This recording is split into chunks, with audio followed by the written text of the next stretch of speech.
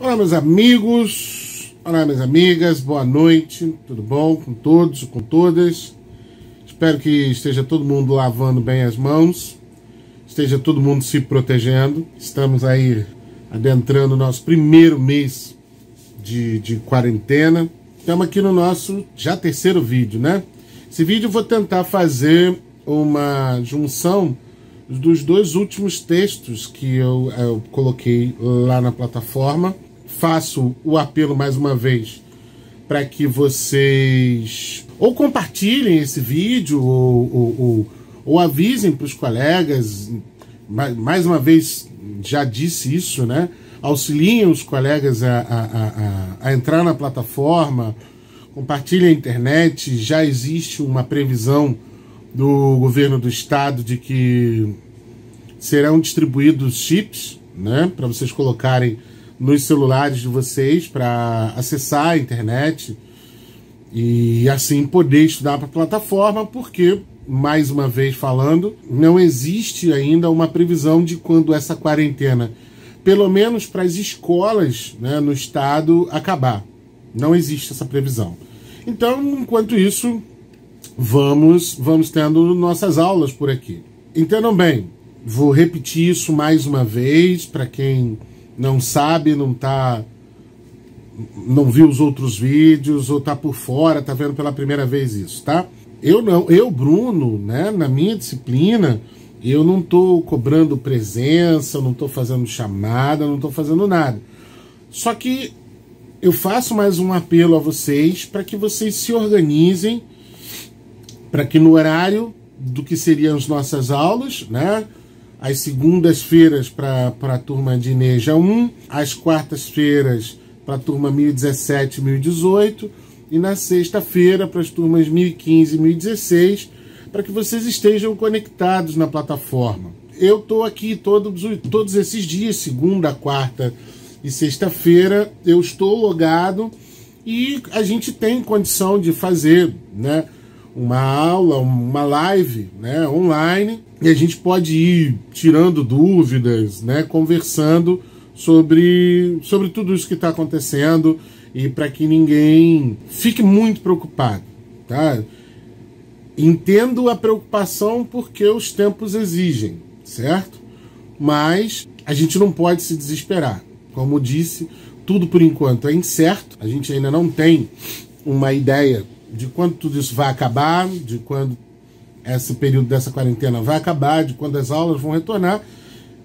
As providências que precisavam ser tomadas já foram. O governo já organizou esse sistema de aulas online, onde nós, professores, estamos aí, colocando materiais, publicando vídeos, etc, etc. Mas a gente precisa desse retorno de vocês. E aí, mais uma vez, eu, né, tenho que colocar aqui e-mail aqui do tio, né, do professor Bruno, de História, caso você não saiba quem eu sou. Vou colocar também aqui, ó, meu WhatsApp, para que você me mande mensagens e a gente possa marcar e tal. Mas vocês tenham certeza disso. Toda segunda-feira, a partir das 6h30 da noite, ou toda segunda-feira, toda quarta-feira e toda sexta-feira, às 6h30 da noite, eu estou sentado, você não pode ver, mas meu computador está ali do outro lado da câmera.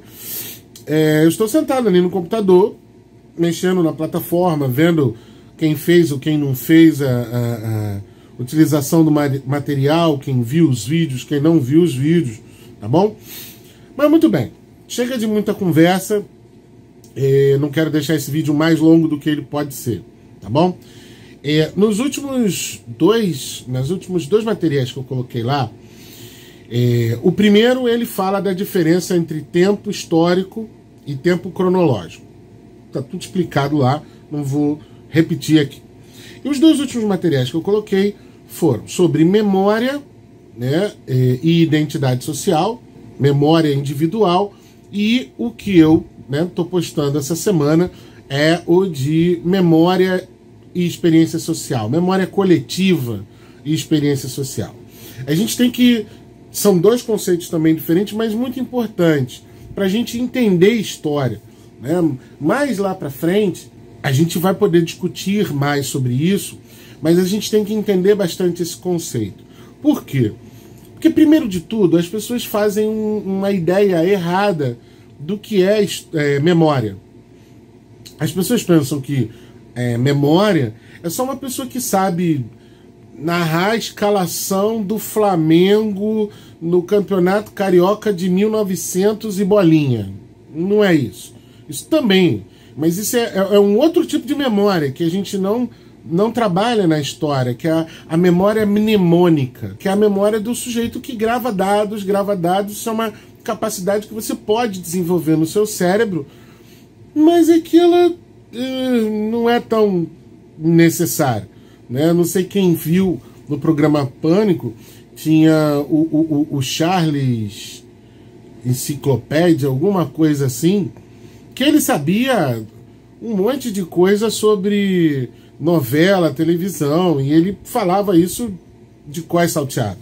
Não é disso que a gente está tratando aqui. A memória, ela se divide como a gente se lembra. Memória basicamente é a gente falar daquilo que a gente lembra e daquilo que a gente não lembra.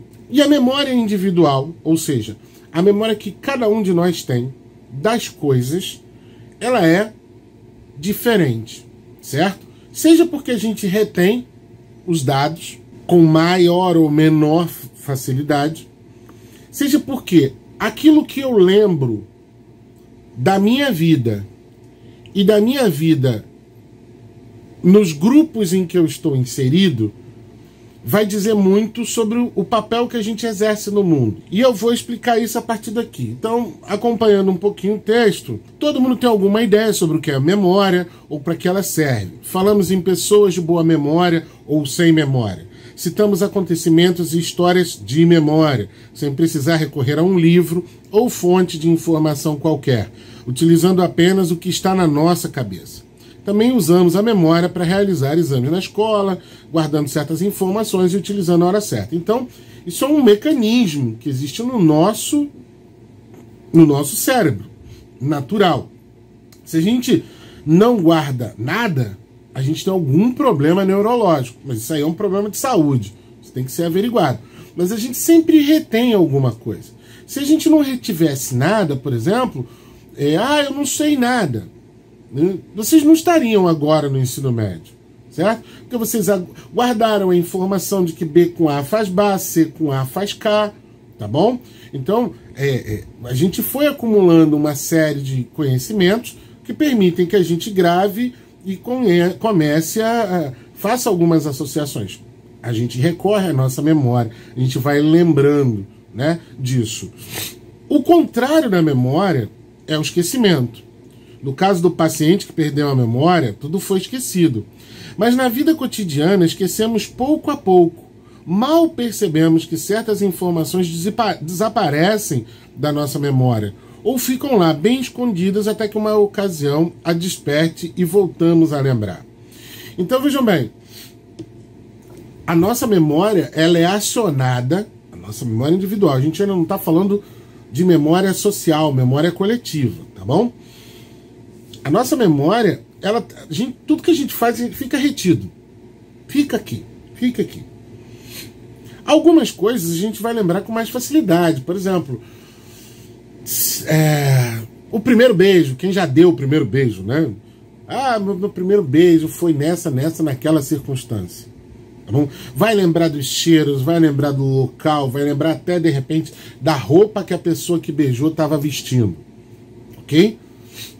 Ao longo do tempo, alguns desses detalhes podem se perder, mas a gente não perde essa memória, ok?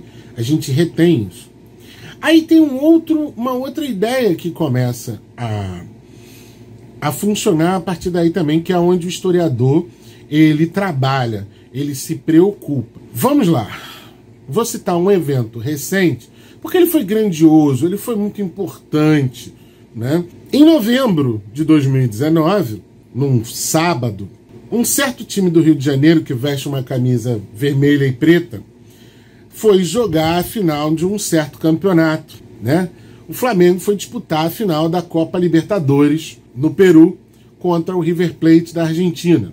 Todo mundo sabe, ou todo mundo ainda se lembra de memória quanto for o placar? Ainda essa memória não é tão difícil de resgatar. O placar foi 2-1. Quem foi o cara que fez os 2 gols? Essa é outra informação que também a gente guarda. Então, a gente sabe que o Flamengo jogou. Olha quanta informação tem numa única notícia. O Flamengo, time do Rio, foi jogar em Lima, capital do Peru, contra o River Plate, time da Argentina. Ganhou por um placar de 2-1. Gols de Gabriel Barbosa ou Gabigol. É um monte de informação. Eu sou flamenguista, graças a Deus. Quem não é, pode até não lembrar de todas essas informações. Eu, por exemplo, sou inclusive capaz de dizer a escalação do time naquele dia, como é que foi o passe para o primeiro gol, como é que foi o passe para o segundo gol, e tudo isso. Mas eu sou flamenguista. Eu tenho essa memória. E aí é onde entra esse conceito que é bem importante, é da minha memória individual. Se a gente for conversar, por exemplo, com um vascaíno, né, ou seja, um cara que não torce pelo Flamengo, a memória desse dia, ou seja, a memória da final da Copa Libertadores de 2019, para ele é totalmente indiferente. Ele pode ter assistido o jogo para secar o jogo, né, secar os flamenguistas, torcer contra. Ele pode ter visto esse jogo, ou ele pode nem ter visto. Então, para mim, por exemplo, a memória que eu tenho desse jogo é estar ajoelhado no chão de um bar, vendo o momento em que ocorreu o segundo gol. E nesse momento, cerveja voou para tudo quanto era lado, as pessoas se abraçaram, se beijaram, etc, etc. Para um cara que não é flamenguista e que aquele dia não era importante para ele, ele de repente tem uma outra memória desse acontecimento. O dia em que o Flamengo foi campeão da Copa Libertadores, para ele diz outra coisa. Ele pode lembrar de muitas outras coisas, menos o jogo em si. Eu, como flamenguista, que torci, que esperava por muito tempo ver de novo o Flamengo campeão da Libertadores, naquele dia eu não fiz nada. Eu me preparei só para ver o jogo. Comprei carne, fiz churrasco, comprei cerveja, juntei os amigos, biriri, barará. Essa é a minha memória. E depois do jogo, vamos conversar mais sobre isso. Tava com os amigos naquele momento. O cara que não torcia pro Flamengo, ou o cara que não considerava aquele jogo importante, ou mesmo a pessoa que nem gosta de futebol, acreditem, essas pessoas existem, ele não viu e não quis saber do jogo. Então o que ele guarda daquele dia, se eu não me engano, 23 de novembro, ou 28 de novembro, veja, a data eu não sei, a data eu não me lembro. Nesse momento em que gravo o vídeo, não me lembro. Então, para você ver como a memória, ela é inclusive seletiva. Então vamos lá. No texto diz assim: nossa memória é resultado de diversas experiências e envolve não apenas o que lembramos pessoalmente, mas aquilo que a sociedade também considera como importante de ser lembrado ou de ser esquecido. A memória produz significados para a nossa história pessoal e nos auxilia a nos relacionarmos com o mundo, com as outras pessoas e com nossas experiências anteriores. Então veja, utilizando esse exemplo, né, do jogo, né, da final da Libertadores, eu seleciono uma parte. Veja, o trecho que eu ressalto aqui, eu dei o ajoelhado, né, no chão, e cerveja voando de todo mundo comemorando o segundo gol do Flamengo. É isso que eu retenho. Para qualquer outra pessoa que também estivesse naquele mesmo local que eu, a memória dela é a mesma, só que diferente. Ela selecionou outros aspectos desse evento, certo? Então, isso é a memória individual de cada um. É como se a gente tivesse um objeto no meio, vamos supor aqui uma bola. Então, essa bola está posta, sei lá, sobre uma mesa. Então, a gente chama essa bola que está aqui no centro dessa mesa de fato histórico, seja ele qual for. As pessoas que estarão em torno dessa mesa terão uma visão ampla, porque esse fato está ali sobre a mesa, mas uma visão cada um diferente. Basta que, por exemplo, eu estou aqui desse lado, eu vejo a bola desse jeito. A pessoa que está do outro lado da bola vê a bola de outro jeito, certo? Então, são visões. É a memória, é o que retém disso, ok? Então, quando a gente fala de memória individual, ela diz respeito às experiências que nós captamos, dos fatos que nós recebemos constantemente, de tudo aquilo que a gente vive, certo? Esse é o conceito de memória individual. E de como essas nossas memórias individuais, elas se relacionam com todo o mundo que está à nossa volta. Aquilo que a gente guarda, aquilo que a gente sabe, é aquilo que vai formar, inclusive, a nossa personalidade ao longo da nossa vida. Entende? Porque uma pessoa, inclusive, por exemplo, uma pessoa esquecida, né? Vamos pensar numa pessoa que realmente seja muito esquecida. Esqueça as coisas, onde deixou as coisas, ou as tarefas que tem que fazer, ou os compromissos, etc, etc. A gente automaticamente, essa pessoa, a gente não dá tantas responsabilidades, principalmente responsabilidade em que ela tenha que lembrar as coisas. Então, o papel social dessa pessoa muda pelo simples fato dela ser esquecida. Da mesma forma, a gente não vai confiar na palavra de alguém que não lembra de determinados fatos que sejam importantes, certo? Então esse vídeo aqui ele termina explicando esse conceito de memória individual, né? Na nossa memória, como é que a gente retém isso, certo? Agora você passa para o texto 3, né? Que é o que fala de memória e experiência social.